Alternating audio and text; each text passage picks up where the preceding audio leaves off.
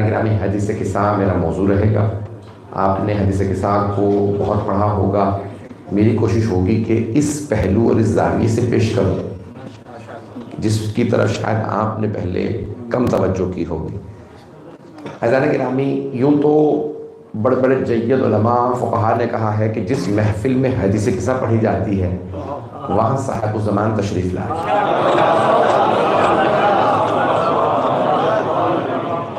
یہ مرحوم آقا بہجت کا بھی نظریہ تھا، عقیدت۔ وہ کہتے تھے جہاں حدیث قصہ پڑھی جائے تو وہاں معصومین ہستیاں تشریف لاتی ہیں۔ بے انتہا اس حدیث کے فضائل ہیں، مناقب ہیں، پوری دنیا میں پڑھی جاتی ہے برکت کے لیے، رزق میں برکت ہو، پریشانی بیماری ہو۔ آواز کو سے رکھیے گا، زیادہ نہ بڑھائیے گا۔ اگر بیماری پریشانی ہو، جیسے کووڈ تھا، ابھی کوئی بھی بیماری ہو، اس کی دوری کے لیے حدیث قصہ بہترین دعا ہے۔ اس کے اندر یہ صرف حدیث نہیں ہے، بے انتہا برکات ہے۔ کیوں؟ کیونکہ اس حدیث کے اگر اختتام پہ دیکھیں تو مولا خود فرما ہے، یا رسول اللہ ذرا فرمائیے اگر ہماری یہ حدیث پڑھی جائے محفلوں میں تو کیا ہوگا؟ تو آپ نے فرمایا جس کے قبضے میں مجھ محمد کی جان ہے، ما ذکر خبر ھذا فی محفل میں، کہیں کسی محفل میں ہماری یہ حدیث کا ذکر نہیں ہوگا سوائے اس کے کہ حاجت رواؤں کی حاجت پوری ہوگی۔ جو حاجت روا کرنے والے وہ حاجت پوری کریں گے، اور جتنے بھی افراد اگر بیمار ہوں گے تو ان کی بیماری دور ہوگی۔ اگر کوئی وہاں پہ کسی بھی طرح کی امید و توقع لائے گا اس کی وہ امید پوری ہوگی۔ عزیزان گرامی، اس حدیث کے لیے یہاں تک ہے محفت بہم الملائکہ واستغفرت لهم الا ان يتفرقوا، جہاں حدیث قصہ پڑھی جائے گی ملائکہ اس پورے کی پوری مجلس کو، محفل کو اپنے احاطے میں لے لیں گے، اور جب تک آخری فرد اس مجلس سے چلا نہیں جاتا ان کے لیے استغفار کرتے رہے، حتیٰ یہ تفرق، جب تک چلا جائے، آخری فرد چلا نہ جائے۔ اسی لیے کہتے ہیں کچھ لوگ جلدی آ جاتے ہیں، جلدی آئے، کچھ لوگ دیر سے جاتے ہیں، دیر سے جائیں، نہیں پہنچا سکتے۔ کچھ لوگ مجلسوں میں جلدی آ جاتے ہیں، کچھ دیر سے آتے ہیں، کچھ دیر سے جاتے ہیں۔ جب پہلا آدمی آ جائے اور جب تک آخری آدمی چلا نہ جائے، ملائکہ احاطے میں لیے رکھتے ہیں اور استغفار کرتے رہتے ہیں۔ عزیزان گرامی، ہم اپنی ہر چیز میں کیوں اہل بیت کو یاد کرتے ہیں؟ کیونکہ اہل بیت نے اپنی ہر چیز میں اپنے شیعوں کو یاد کیا۔ کچھ لوگ پہنچ گئے ہیں، یہ سارا مجمع نہیں ہے، یہ ہم اپنی شادی ہو تو اہل بیت کا ذکر، مرنا ہو تو اہل بیت کا ذکر، خوشی ہو تو اہل بیت کا ذکر، غم ہو تو اہل بیت کا ذکر، عقیقہ ہو تو اہل بیت کا ذکر، نیا گھر لیں تو اہل بیت، سفر میں جائیں تو اہل بیت کا ذکر، سفر سے بچہ واپس آئے تو اہل بیت کا ذکر، سالگرہ ہو تو اہل بیت، ہر خوشی ہر غم میں اہل بیت۔ کیوں؟ کیونکہ انہوں نے اپنی ہر خوشی میں ہمیں یاد کیا، تو جو انہیں یاد نہ کرے وہ احسان فراموش ہے۔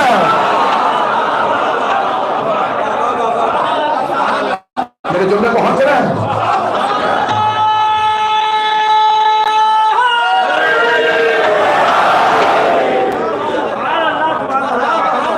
بھائی حدیث قصہ میرا موضوع ہے کہ 5 مجالس کے لیے سن لیجیے آج تمہیدی گفتگو۔ آج ہی مجھے کچھ بہت سے مطالب پیش کرنا ہے۔ تو عزیزان گرامی، شروع ہوتی ہے عن جابر ابن عبداللہ الانصاری عن فاطمہ الزہرا۔ کئی لوگ جناب جابر کا نام نہیں لیتے، رویہ عن فاطمہ الزہرا، جناب فاطمہ سے روایت کی گئی ہے۔ رویہ جب آتا ہے نا عربی زبان میں، ہمارے ہاں فقہ میں، حدیث میں، تو کہتے ہیں یہ ضعیف ہے بات، نقلہ رویہ ضعیف بات ہے جو روایت کی گئی ہے، اس لیے نہیں کہنا چاہیے رویہ عن فاطمہ الزہرا، کیونکہ حدیث کے ساتھ ضعیف روایت کا نام نہیں۔ مجھے نہیں معلوم سارا مجمع ہے یا نہیں، ضعیف روایت کے لیے کہتے ہیں رویہ، حدیث کے ساتھ ضعیف نہیں ہے۔ عن جابر ابن عبداللہ الانصاری عن فاطمہ الزہرا، تھوڑی سی توجہ، جناب جابر نے بغیر واسطے کے جناب سیدہ سے روایت کی ہے۔ سلام ان صحابہ پہ جو در سیدہ پہ بیٹھے رہتے تھے، سنتے رہتے تھے اور آگے بیان کرتے تھے۔ ابھی بھی مجمع نہیں ہے، جناب جابر نے واسطے سے نہیں حدیث قصہ بیان کی، جناب سیدہ سے ڈائریکٹ بیان کی ہے، ڈائریکٹ جناب سیدہ سے۔ اب پتہ چلا ضعیف روایت نہیں ہے کیونکہ صدیقہ سے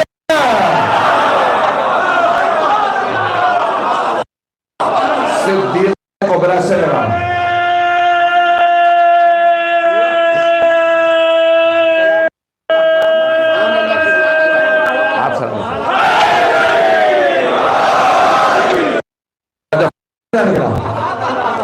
تو میں جملوں کو یہاں پیش کرتا جاؤں، سارے الفاظ نہیں کیونکہ اس کے لیے اشرہ، 2 اشرے، 3 اشرے چاہیے، جتنا پڑھ سکتا ہوں اتنا پیش کروں گا۔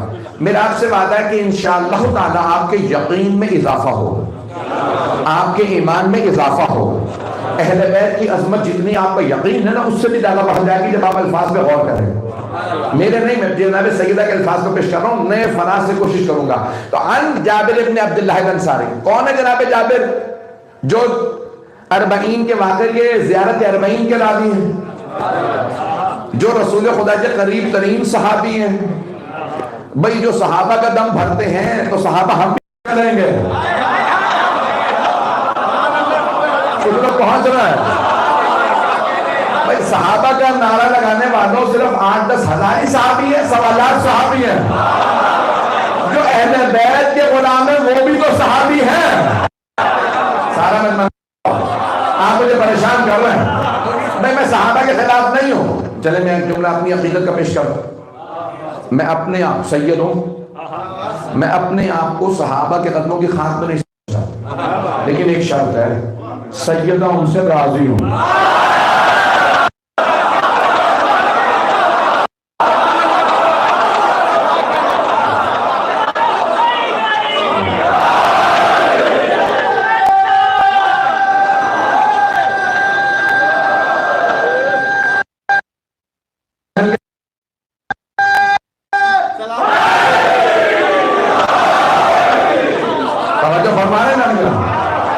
خطابت نہیں کر رہا، میں اپنی عقیدت پیش کر رہا ہوں۔ میں اپنے آپ کو صحابہ قدموں کی خاک نہیں سمجھتا اگر سیدہ ان سے راضی ہوں، اور اگر سیدہ راضی نہ ہو تو میں انہیں اپنے پاؤں کی خاک نہیں سمجھتا۔